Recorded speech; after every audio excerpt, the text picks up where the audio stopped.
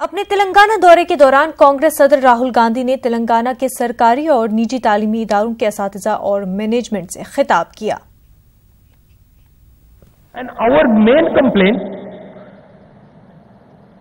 and it is your complaint as well, is that the government of Telangana is not being fair to your institutions, and we completely agree with you. There is no doubt about that. They are favoring larger corporate institutions, and they are harming the institutions that have been set up by thousands and thousands of entrepreneurs like yourself. So it is going to be the policy of the Congress Party to create a level playing field and to ensure that you are treated fairly. Somebody said that Congress Party is going to give a gift. No, we are not giving a gift. We are going to do what is your right, what you deserve, what belongs to you, we are going to give to you.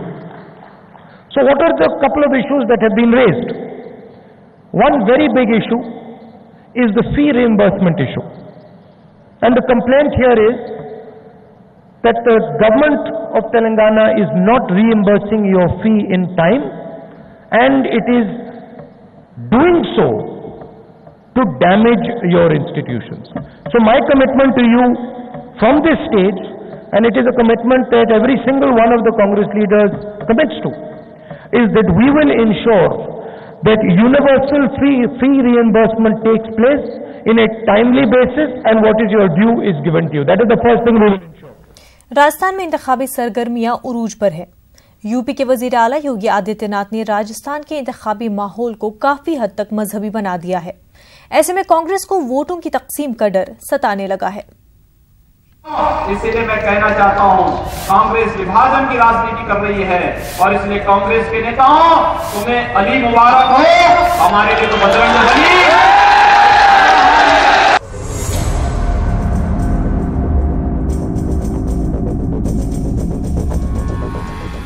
Rajasthan में BJP के star campaigner माने जा रहे UP के वज़ीर आला योगी आदित्यनाथ ने रियासत के सियासी माहौल को मजहबी रंग में तब्दील कर दिया है। योगी आदित्यनाथ कांग्रेस को मुस्लिम हामी, जबकि बीजेपी को हिंदुओं का मसीहा साबित करने में कोई कसर नहीं छोड़ रहे। और मित्रों, इसलिए मैं कहना चाहता हूं, कांग्रेस विभाजन की राजनीति कर रही है, और इसलिए कांग्रेस के नेताओं, तुम्हें अली मुबारक हो, हमारे लिए तो बजरंग बली। उधर राजस्थान की मुस्लिम तंजीमें बीजेपी की तशहीरी मुहिम को बांटने की सियासत से ताबीर कर रही हैं। तो योगी आदित्यनाथ का राजस्थान में कोई बहुत बहस नहीं है, लेकिन चूँकि वो एक उनकी छवि जो है एक धार्मिक उसकी भी है, तो उनको राजस्थान में लाया गया, और ख़ास तौर से जो मुस्लिम बाहुल सीटें हैं वहाँ पर जो है उनकी प्रोग्राम्स रखे गए हैं। हम ये उम्मीद कर रहे थे कि वो मोदी जी के विकास की बात करेंगे और जो डेवलपमेंट की बात है वो करेंगे, लेकिन उन्होंने आकर के इलेक्शन को जिस रुख के ऊपर डाल दिया है, उससे ये महसूस होता है कि अब जो है बीजेपी अपने एजेंडे से हट गई है। हालांकि हटी हुई तो पहले भी थी, लेकिन अब वो इस मुद्दे के ऊपर ज़्यादा बात करने के मूड में नहीं है और वोटों को पोलराइजेशन करना चाहती है। बीजेपी ने योगी आदित्यनाथ की रैलियों को ऐसी सीटों पर फिक्स किया जहां से कांग्रेस ने अपने मुस्लिम उम्मीदवार मैदान में उतारे हैं, और कांग्रेस योगी इफेक्ट से फिक्रमंद तो है, लेकिन जाहिर नहीं कर रही। आदरणीय भोगी आदित्यनाथ, क्योंकि अब योगी तो वो रहे नहीं, अब वो भोगी हो गए हैं, राजभोगी।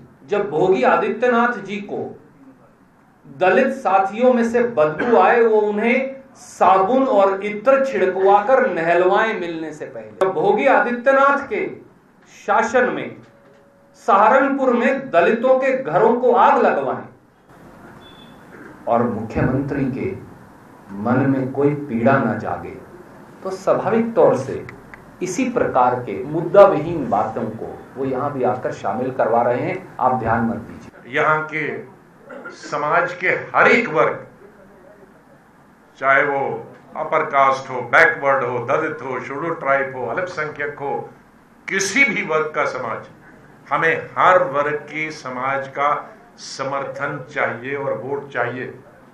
हमारे लिए सभी समाज, सभी धर्म सामान्य है। राजस्थान में बीजेपी अब विकास के बजाय जात पात की सियासत को तरजीह दे रही है। कम से कम योगी की रैलियों से तो ऐसा ही जाहिर हो रहा है। न्यूज़ 18 उर्दू के लिए जयपुर से अरबाज खान की रिपोर्ट।